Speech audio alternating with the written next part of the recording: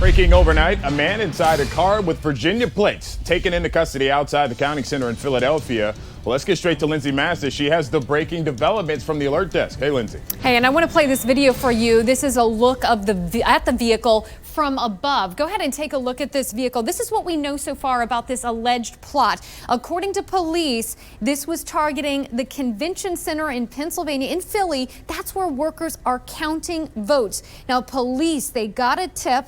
This is what our ABC affiliate in Philadelphia is reporting this morning. A tip about a group driving from Virginia in a Hummer and had planned to attack. Now, you had seen that other video of a man being taken into custody.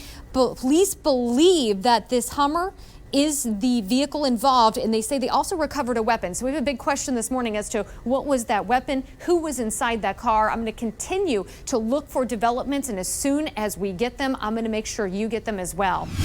News Alert. And that breaking news tonight, the vote count continues in the Phoenix area. President Trump's supporters outside a processing center as the ballots are tabulated. And the president, Michelle, is making up ground there, but his leads in Georgia and Pennsylvania, those are evaporating. In fact, let's take a look now at the electoral map as it stands now. Hard to believe, but no change from where we were last night at 11 o'clock. Those two states, along with North Carolina and Nevada, just too close to call. The Associated Press, unlike other organizations, has projected Arizona for Biden. So with that, here's their electoral count. In addition to Arizona, the former vice president needs just one of those states that we mentioned to reach 270. And even without Arizona, if Biden flips Pennsylvania, he reaches 270. So today, in addressing the nation, he expressed confidence that he will win and urge for calm. And then shortly after that, President Trump spoke, and without presenting any evidence of any fraud, he was very angry, though. We do continue our team coverage. Audra El-Nashar with the Biden camp, but let's start with our chief political correspondent, Scott Thuman, and the president's campaign. And, you know, Scott, he is really beaten up on the whole process here, but we're not seeing evidence. For the first time since election night, the president appeared before the cameras, unleashing a series of what critics instantly called wild and unfounded accusations. If you count the legal votes, I easily win.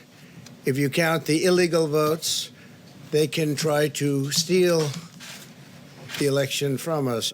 The president alleging without proof widespread criminality by both voters and elections officials, an attempt to keep him from a second term. We want openness and transparency, no secret count rooms, no mystery ballots, no illegal votes being cast after Election Day. Earlier in the day, his legal teams in undecided swing states, in Pennsylvania, complaints they couldn't monitor the vote count to assure it's fair. This judge has ordered us inside to review this process, and the Board of Elections and your sheriff said no. And in Nevada, claiming non-residents may have voted. Ultimately, I have a feeling judges are going to have to rule. But there's been a lot of shenanigans, and we can't stand for that in our country. Thank you very much.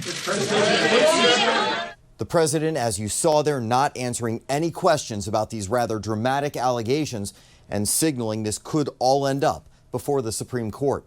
In Washington, Scott Thuman, ABC 7 News. Republican Governor Larry Hogan of Maryland, as he has before, speaking out against President Trump tonight. You heard in Scott's report, Hogan tweeting in part, quote, "There is no defense for the president's comments tonight, undermining our democratic process. America is counting the votes."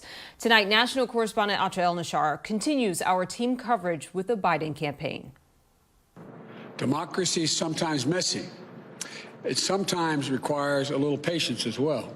Democratic presidential nominee Joe Biden repeating his same message from Tuesday night: be patient and remain calm. Each ballot must be counted. And that's what we're going to see going through now. And that's how it should be. Biden's message consistent with election officials in states still counting mailed-in ballots. And yes, it's a tight race.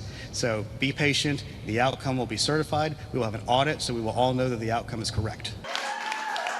As President Trump's campaign mounts legal challenges, Biden says it's up to voters, not candidates, to decide the winner of the presidency. So I ask everyone to stay calm, all the people to stay calm. The process is working. The count is being completed, and we'll know very soon. The Biden campaign also responding to the president's legal challenges. They say they're ready to defend the outcome of this election, and they're confident those lawsuits will fail.